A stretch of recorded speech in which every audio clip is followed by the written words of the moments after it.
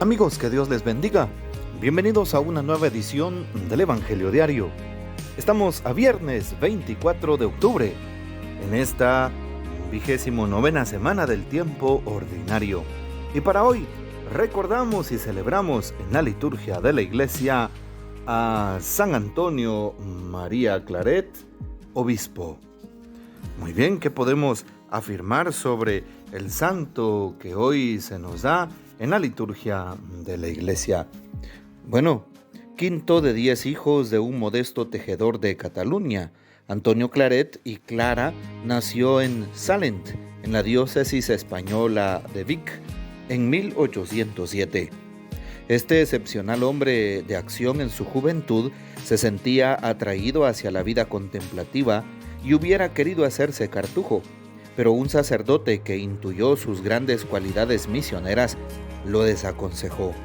A los 22 años entró al seminario de Vic y se ordenó a los 28 años. Inmediatamente lo nombraron coadjutor de su pueblo natal. Estuvo poco tiempo. Para seguir su vocación misionera, fue a Roma y se puso a disposición de la propaganda fide. Esta elección no pareció adivinada y entonces entró al noviciado de los jesuitas, que tuvo que interrumpir por una enfermedad.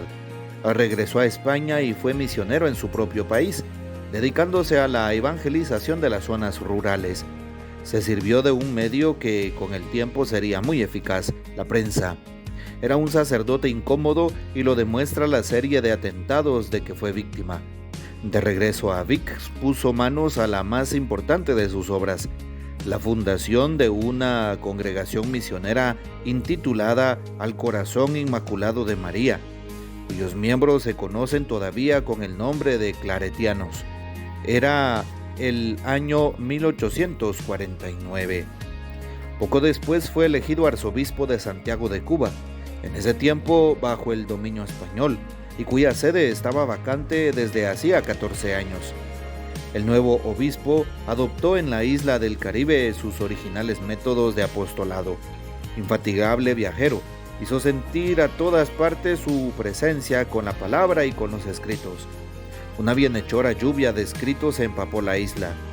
Para los analfabetos estaba la palabra oral y la imagen de la Virgen. Administró la confirmación a 300,000 cristianos y arregló más de 30,000 matrimonios. Activo y práctico, se preocupó también por la promoción humana y civil, fundando una escuela agraria y escribiendo él mismo pequeños tratados sobre el cultivo de la tierra. Un nuevo atentado más grave puso en serio peligro su vida y entonces fue llamado a España en 1857, porque la reina quiso tenerlo como confesor. El dinámico obispo no se adaptó muy bien a la vida de la corte y empleaba su tiempo dedicando su ministerio sacerdotal en varias parroquias. En 1867 tuvo que seguir a la familia real que había sido desterrada a Francia debido a la revolución. Tenía gran simpatía por los artistas y hasta fundó una academia bajo el título de San Miguel. Murió a los 63 años, el 24 de octubre de 1870, en Frontfroide, Francia. El Papa Pío XII lo canonizó durante el año santo de 1950. Pidamos pues la poderosa intercesión de San Antonio María Claret, obispo. Muy bien, y para hoy, viernes 24 de octubre, tomamos el texto bíblico del Evangelio según San Lucas, capítulo 12, versículos 54 al 59. En aquel tiempo Jesús dijo a la multitud: cuando ustedes ven que una nube se va levantando por el poniente, enseguida dicen que va a llover. En efecto, llueve. Cuando el viento sopla del sur, dicen que hará calor, y así sucede. Hipócritas, si saben interpretar el aspecto que tienen el cielo y la tierra, ¿por qué no interpretan entonces los signos del tiempo presente? ¿Por qué, pues, no juzgan por ustedes mismos lo que les conviene hacer ahora? Cuando vayas con tu adversario a presentarte ante la autoridad, haz todo lo posible por llegar a un acuerdo con él en el camino, para que no te lleve ante el juez el juez te entregue a la policía y la policía te meta a la cárcel. Yo te aseguro que no saldrás de ahí hasta que pagues el último centavo. Palabra del Señor. Gloria a ti, Señor Jesús. Empezamos hoy la meditación con la primera lectura del apóstol San Pablo a los Romanos, capítulo 7, y los versículos 18 al 25.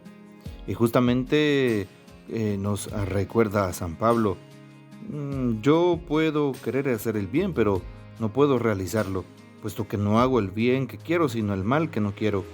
Y si hago lo que no quiero, ya no soy yo quien lo hace, sino el pecado que habita en nosotros. Muy bien, qué importante es saber lo que dice San Pablo y nos da fe, nos da razones fuertes para saber que muchas veces en el corazón humano hay una intención, la intención de hacer el bien, la intención de decir la verdad, la intención de buscar la justicia, la intención íntegra y auténtica y generalmente auténtica de toda persona que busque hacer el bien y no el mal.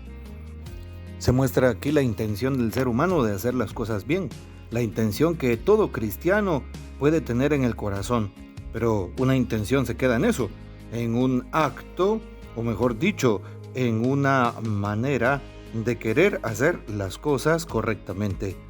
Así es, y dice hoy el texto, continúa diciendo, ¿por qué no hago el bien que quiero, sino el mal que no quiero? Termino haciendo el mal que no quiero. Y qué importante es darnos cuenta que así sucede con la tentación que llega. Todos en la mente y en el corazón queremos hacer las cosas según Dios, correctamente, las cosas desde la propia gracia de Dios. Y terminamos dándonos cuenta de que hacemos el mal o cometiendo el pecado que sabemos es reprochable a Dios o es reprochado por Dios, y el bien que quisiéramos realizar no se llega a completar. Pero descubramos en el interior de cada uno de nosotros la fuerza divina, la fuerza que viene de lo alto para ayudarnos a vencernos, para ayudarnos a vencer al enemigo.